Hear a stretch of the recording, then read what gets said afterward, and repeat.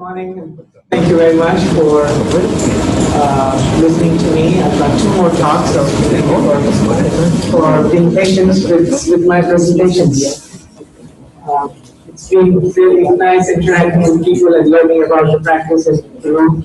I'm learning a lot about different things that are used of regular practice here, which is different from what I see in the US.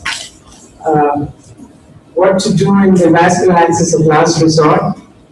This topic, I think, should have been better covered by some of the surgeons who did presentations yesterday. They gave a surgical perspective on the patients who reached what we call as vascular access exhaustion. What I will try to do is kind of give perspective from a nephrologist point of view, where how do we identify these patients and what can we do together as a team to figure out how best we can create an access that will provide dialysis and hopefully extend the life of the patient. My disclosures are the same as yesterday. So the way I thought I would do this, in a very brief review of the traditional vascular access sites, and I have a point to make at the end of my brief review of the vascular access sites. We've talked about different conventional accesses that we create in our patients on a regular basis. But again, it's a good reminder that there are multiple sites that can be used to create an access, and what you really need is a very dedicated, skilled surgeon, an innovative surgeon who can think and find vessels to create access in the upper extremity or in the lower extremity. Then I really want to make a point where are we really talking about last access option? And I think that's where we as the dialysis provider team, the nurses, technicians, physicians, we can actually look back into as investigators and see, are we really talking about last access? And if we truly are talking about last access, then where do we go next? So the conventional the AV accesses that we all know about are the conventional and the transposed arteriovenous fistulas. The conventional arteriovenous fistulas are superficial, using superficial veins. They're generally a one-stage surgery, and it's generally performed in the upper arm, forearm, or upper arm. And the surgery is generally less challenging, and most of the times it provides an access that lasts for about 5-6 years. Transposed AV fistulas in patients where the superficial veins are damaged, especially when patients get multiple peripheral lines, multiple PICC lines. The deep veins are used. It can be a one-stage or a two-stage surgery. It can also be in the forearm or upper arm, and surgery is challenging, time-consuming. And not every surgeon is comfortable doing that. But again, that is something that you should find a surgeon who can create a transposed fistula. Of course, the patients prefer the access to be in the upper extremity, and the general dictum is you go distal as possible, and then move as proximal as you can. And for creating a successful fistula, you really need good patient factors, and we've talked a lot about the multiple comorbidities, age of the patient, presence of peripheral vascular disease, diabetes, coronary artery disease, bad heart. All of those do make an impact on how an access is created or how an access will be successful. But the key is a good surgical team and a good teamwork. The conventional accesses are the radiocephalic, brachiocephalic, and the proximal forearm fistula, the Brax fistula. The transposed AV fistulas, again, these are potential sites. Not every patient may have it, but it's essential to evaluate the patient for these fistulas. So patients may have cephalic vein in the forearm, a good cephalic vein, but they have peripheral arterial disease where the radiocephalic fistula cannot be created. And in these patients, the cephalic vein can be transposed to the upper arm brachial artery or the proximal radial artery. And as you can see here, it's a long scar where the cephalic vein has been anastomosed to the upper arm vessel. Or you can have an upper arm transposed basilic vein fistula that was very nicely described yesterday. If the vessels, superficial vessels and deep vessels are not available, and if the arteries are good, using prosthetic grafts or PTFE grafts can certainly be placed in the forearm as well as in the upper arm, and it can be in any configuration, loop or straight configuration. So, reviewing this, the point I'm trying to make is, yes, there are potentially at least 6 sites in the upper arm where an AV fistula can be created, and potentially 2 sites in the upper arm where an AV graft can be placed. So if we put all of these together, I think I'm missing one slide here. But moving on, the lower extremity also has a potential. So if your upper extremity sites are not possible, one should always consider lower extremity access sites. You can have a femoral graft that can be placed, or transpose vessels using the saphenous vein, or the transpose the femoral vein into a subcutaneous tunnel to create a lower extremity AV fistula. So before we label a patient as patient is on the last axis, I think one has to really put in efforts to see whether all of these sites have been used up and all of these sites are not suitable for creating an AV fistula. So once we have gone into this final decision, the point that I would like to make is, as nephrologists treating our patients and as the dialysis providers, we really have to become a detective. Often, and I've seen this many times, where it's a perception. Because the message gets relayed, the patient gets admitted to the hospital, catheter is placed, patient has had multiple brain accesses, patient gets discharged from the hospital, and at least that's how the practice is in the US, where planning for the next access is not really made when the patient is admitted to the hospital. The goal when the patient is admitted is get the patient well, so the patient can be discharged, the rest of the planning can happen as outpatient. When the patient comes to the outpatient unit, the routine process of care takes over and the patient gets dialyzed to whatever access is available. So if the information relayed from the hospital by either the resident team or by the hospital charge nurse that Mr. So-and-so is on his last access, that gets stuck onto the chart, and then everything comes to a standstill. The patient comes out of the hospital with a catheter, that's his last access, and you don't look into it in more details. And I think that's where we have to really focus in as the dialysis providers to see, get a detailed chronological history, surgical history, evaluate central veins with CT angiograms and venograms to make sure that virtually all superficial veins and possibly deep veins, or superficial veins and arteries are used up, and there is no potential to create an access. And again, oftentimes this lower extremity access is avoided. I have worked in 4 different centers in the US. 3 centers, the surgeons were really averse to placing an access in the lower extremity. Personal experiences from them, lack of surgical skills, or just reluctance to put in an access in the lower extremity, primarily because these patients are either obese or diabetic with their artery disease, and maybe they've had bad experiences in the past. They just were not willing to even consider lower extremity access. So once the evaluation has been done, once the access, potential for creating an access in the upper extremity and lower extremity has been ruled out, what options do we have? Do we consider the catheter graft hybrid device or a hero device? Should we consider discussing with the patient for the alternate modality of dialysis? And that's the time when we really want to sit with the patient and discuss what are patients' expectations and what can be offered to the patients.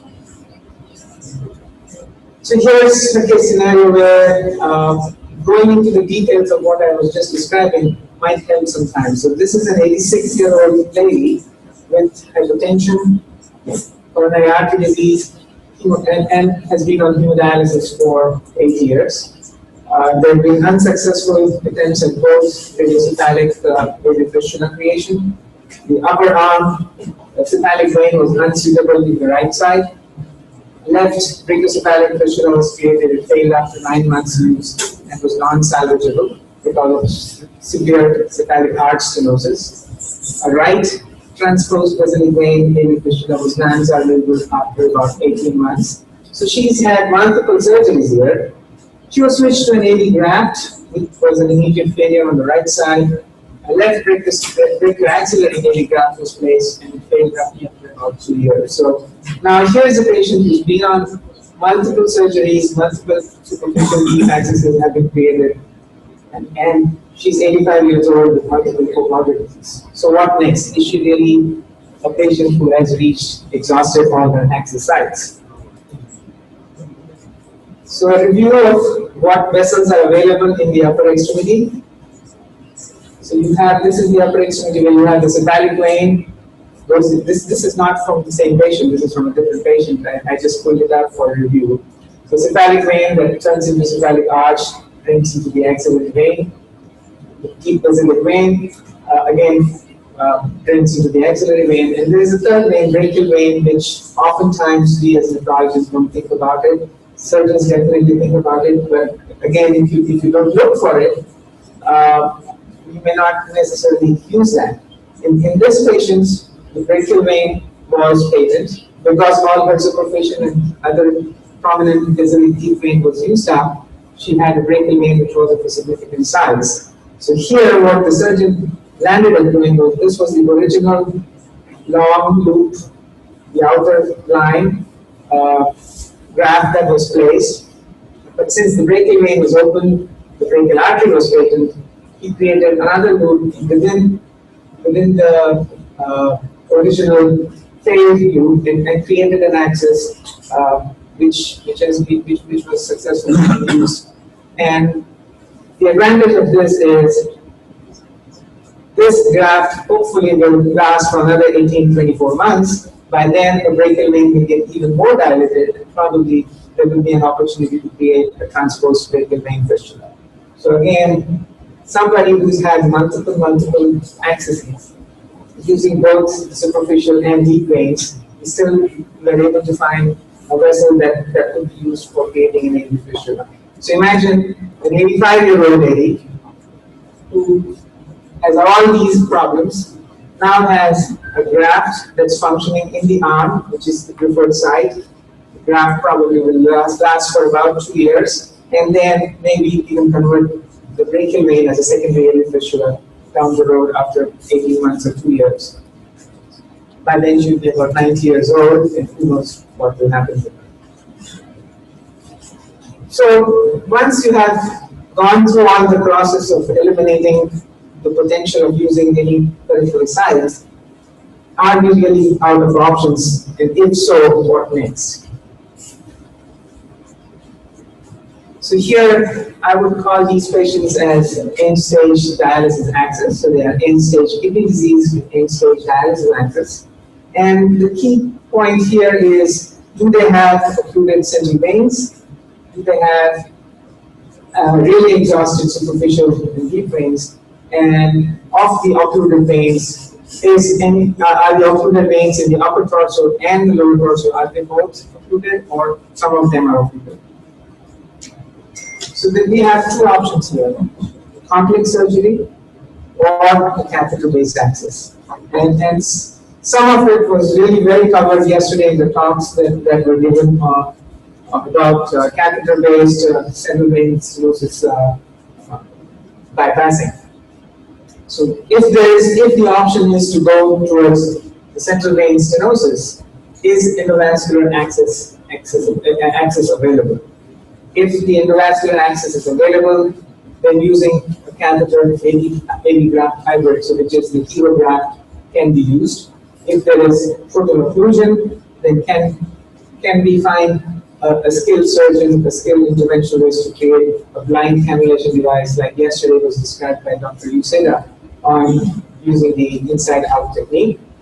And then if the catheter-based option is not acceptable to the patient, so this decision between whether it should be a catheter-based decision or an exotic AV graft should be done after thorough discussion with the patient. So the patient really understands what the risks are, what the complications are involved, and what to expect out of whatever access that has been created. And then the other option that can be offered to the patient is a graft that is placed in various places wherever a patent artery and wherever a patent vein is found on careful investigation. So any patent artery, any patent vein in the vein generally has been used by skilled surgeons to create an AV access. Now, do these access last long enough? Then that's a question to be asked, and that's the question to be discussed with the patient. So the HERO device, again, this was very well discussed yesterday. Essentially, it is a graft segment. It's a graft segment with a titanium connector and a catheter that is placed into the right atrium. Now, I'm not going to describe the process, but what I really want to highlight is some of the required criteria that have been discussed in the surgical literature about who should get a hybrid graft and what should be the required criteria about the vessels that are available. So, clearly exhausted conventional access sites in the upper extremity. Lower extremity access placement is not an option, has been described. Endovascular access to central vein is available. A brachial artery lumen that's at least 3 millimeters wide. Minimum ejection fraction of 20%. So if the cardiac function is poor, you really don't want to think about putting in a HERO graft. Absence of active infection and a minimum blood pressure of at least 100 millimeters of mercury. What is missing from this list is patient's input. So this was described in 2011. In the last 6 or 7 years, a lot of emphasis has been placed on patients' expectations, patients' desire, and making that very clear is equally important. So the patient does not want to undergo any invasive procedures, then all of this would be pointless. Outcomes of the HERO device have been reasonably good compared to the catheter. The infection rate remains low. The number of interventions required to maintain the patency is relatively high. So it's as good as the AV graft, where the number of interventions are anywhere from 1.5 to 2 per year. So roughly about every 6 months, the patients require interventions to keep the access open. Primary and secondary patency, there are a few studies that are now out there. The numbers are still pretty small, as you can see, anywhere from 10 to 40.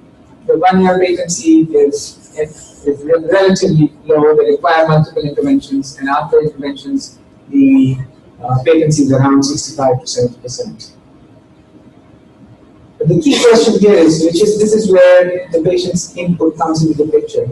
So is HERO better than a tunnel dialysis catheter, which I'll show you some data on that. And how does HERO compare to the lower extremity AV graft or AV fistula? So should we really talk about HERO device before placing a lower extremity access, or should that be a primary option in patients who have run out of conventional access sites in the upper extremity? So between HERO device and tunnel dialysis catheter, I think there is no doubt. This was a review article. About 409 HERO devices were placed. The secondary patency was about 60%. There's clearly less interventions compared to what is required in the catheter, and the infection rate is lower with the HERO device than a tunnel dialysis catheter. So if the choice is between leaving somebody on a tunnel dialysis catheter long term and converting it to a HERO graft is definitely a better option. How about HERO graft versus thigh graft?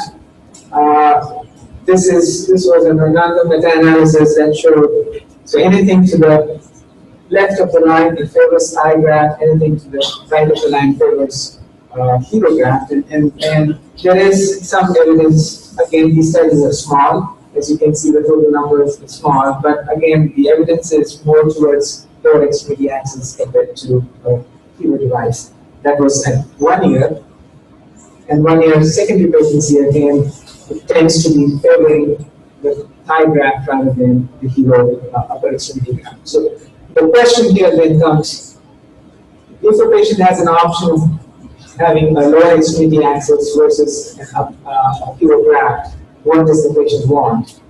If an access is placed in the lower extremity of foot, of course it becomes difficult to access in the dialysis unit. Nobody likes to expose the thigh in the dialysis unit, and that's a privacy issue, a concern very much that the patient may have, and the patient may not necessarily opt for the thigh graft. And in that case, if that's what the patient opts for, then please go ahead and place a hero graft if that's an option.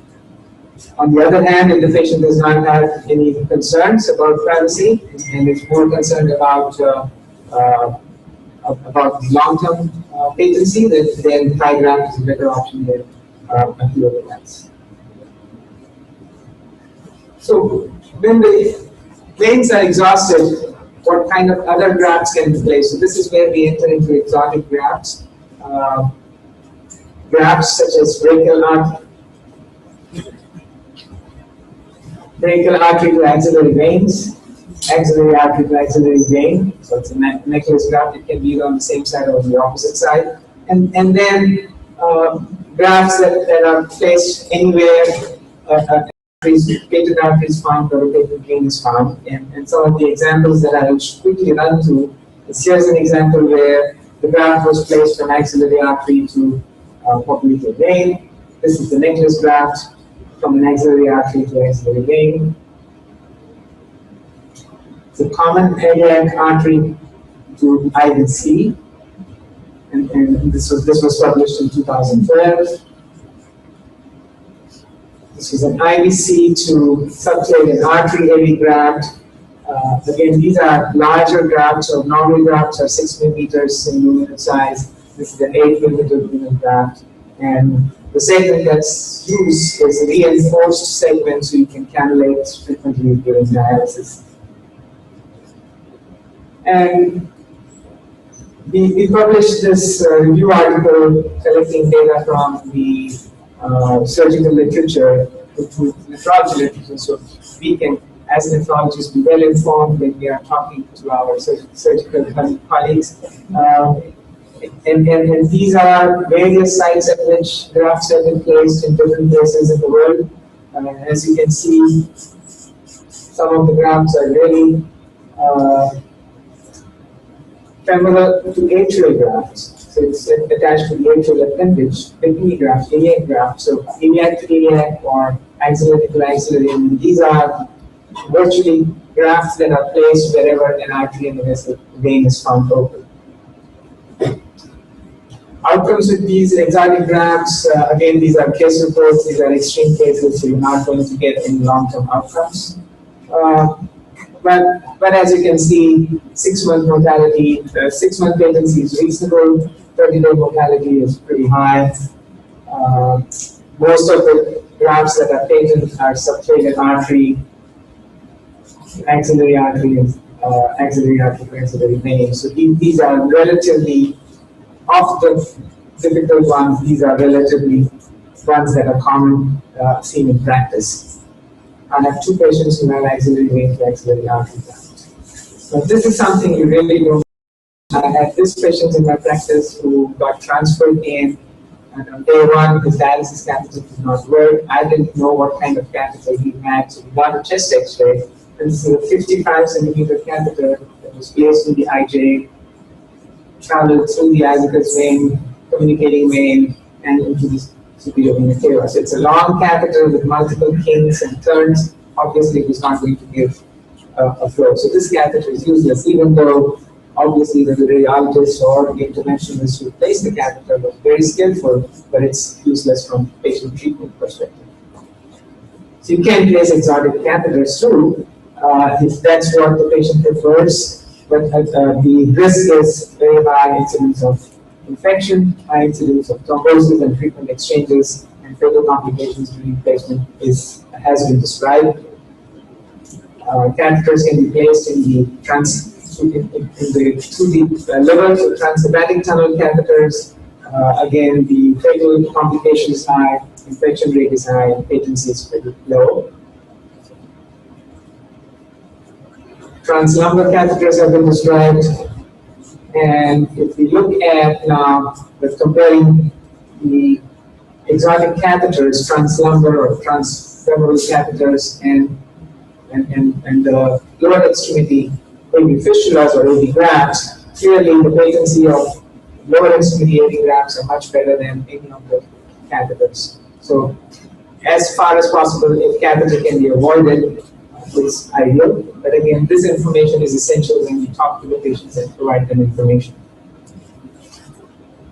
And lastly, don't forget we have another modality option of peritoneal dialysis. Get the patient evaluated for transplant if the candidate is young enough. So modality change, switching over to peritoneal dialysis is always an option. In elderly patients with multiple comorbidities, consider conservative therapy or withdrawal from dialysis therapy as a treatment choice rather than as a default choice. So to summarize, centrally placed AV access, even in high-risk patients, can be a viable option. What you clearly need is a skilled surgeon, adequate evaluation of patient's vessels, catheters to non-conventional sites, and options for modality change should be considered. So, exhausted conventional sites should be confirmed, reevaluate. If really the patient is at the end of the tunnel, team input is essential, patient input is essential before taking the next steps. Thank you very much for your attention.